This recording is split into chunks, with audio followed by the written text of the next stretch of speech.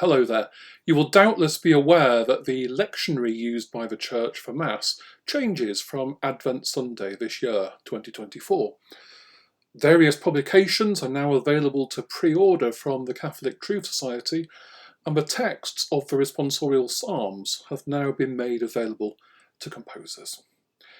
I'm going to run a series of sessions on the impact of a new lectionary for musicians in the early autumn, but thought that some might find this very brief look at the Psalms to be helpful at this stage.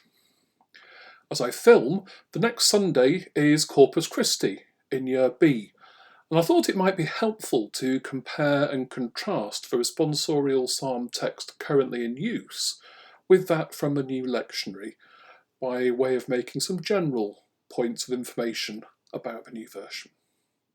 In fact, the new version is based upon the familiar Grail Psalter, first published in 1963, but in a version which has been produced and used by the Benedictine monks of Conception Abbey in Missouri, and now known, therefore, as the Abbey Psalter.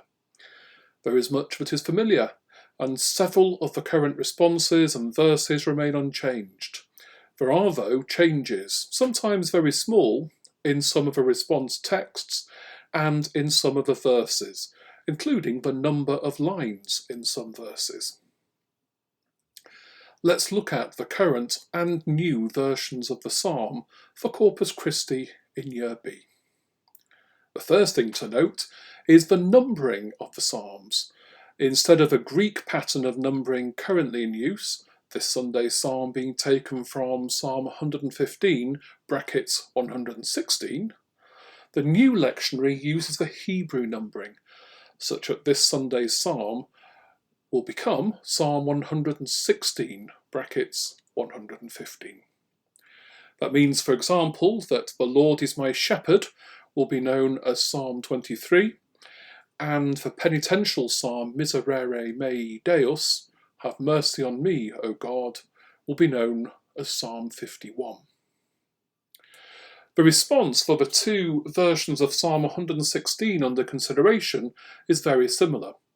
This coming Sunday we will sing, "The cup of salvation I will raise, I will call on the Lord's name." Were we using the Abbey Psalter version, however, we would sing, "The cup of salvation I will raise, I will call on the name of the Lord" instead. And this is what that would sound like in my own version of the Psalms. First, from the present lectionary. The cup of salvation I will raise, I will call on the Lord's name. And now, from the new lectionary. The cup of salvation I will raise, I will call on the name of the Lord. The verses too have some small changes. The very first two lines of the verses change from "How can I repay the Lord for his goodness to me?"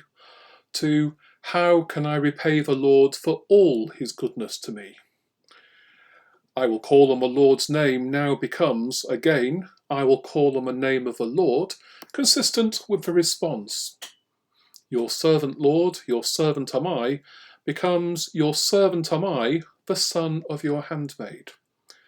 And later in the psalm, a thanksgiving sacrifice I make becomes I will offer a thanksgiving sacrifice, which works well with the unchanged line which follows, I will call on the name of the Lord. As will be the case with all of the new translations, there is a real opportunity to hear familiar texts afresh and to ponder their meaning as we begin to become familiar with the new lectionary. The final point of difference for now is in the required copyright notice. The current fairly simple acknowledgement has become somewhat more complicated, albeit the full version on screen now is only needed if both the response and verse text are being reproduced.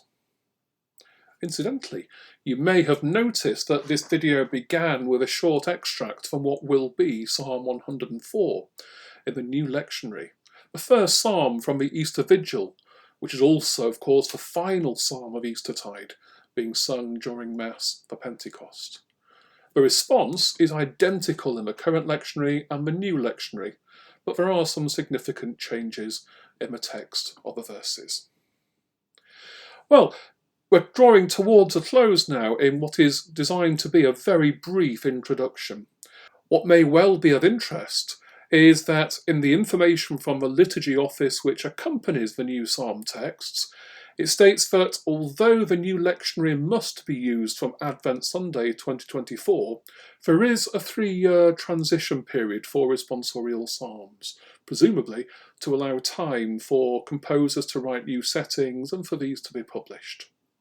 This notwithstanding, I will produce a complete set of responsorial psalms for Sundays and holy days, as is the case now, and will continue to make these freely available for use across the diocese. I do hope that this video has been of some use. Please do not hesitate to contact me with any queries, and do look out for further support and resources in due course. Thank you very much.